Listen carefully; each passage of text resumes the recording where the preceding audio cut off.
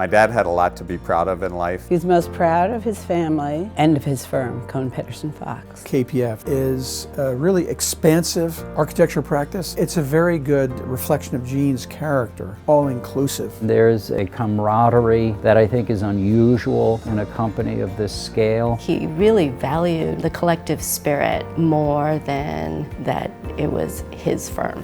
Gene did not want to be the smartest guy in the room. He probably was in many cases. Even though he had been incredibly successful most of his life, he was quite humble and was always interested in other people's lives and how he could help them. He must have had 50 people who considered him their mentor. During my first week of working at KPF a million years ago, just being very young and nervous, he actually introduced himself to me in the elevator, started asking questions, and just made me feel like I was just part of it. Gene was an extraordinary optimist, and that helped him a lot in dealing with pancreatic cancer. He always looked at something that was a setback, almost like as an opportunity. He was able to accept his diagnosis, develop a plan, and he would be able to adapt to changes in the treatment plan if we needed to make a change. Gene was kind of thinking he could beat the odds, but he knew there were odds. He understood the difficulties of the illness, yet carried on with his day-to-day activities. He enjoyed his last year to the fullest. He traveled, he worked, he spent a lot of quality time with family. 2 weeks before he passed away, he was making phone calls and planning meetings for the next 2 weeks. He wanted to follow the careers of the young architects, and he looked into the future, about a future that probably he was not going to be part of. He wanted to know how research in the field was going. He wanted to know if the medicine was going to be better for the next person. He really cared about other people.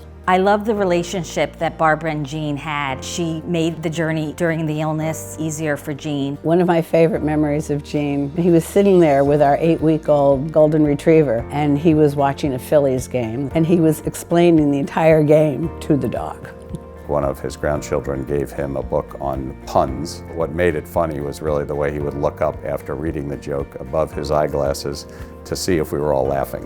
When we had a meeting to review one of the scans, he pulled out a beautiful painting that he did, and he thanked me for helping him. I cherish it. I'm so lucky to have known him and to be able to have taken care of him. Gene was an extraordinary person, and I think he was a great success in business, but he was, a great success in his human relations with other people.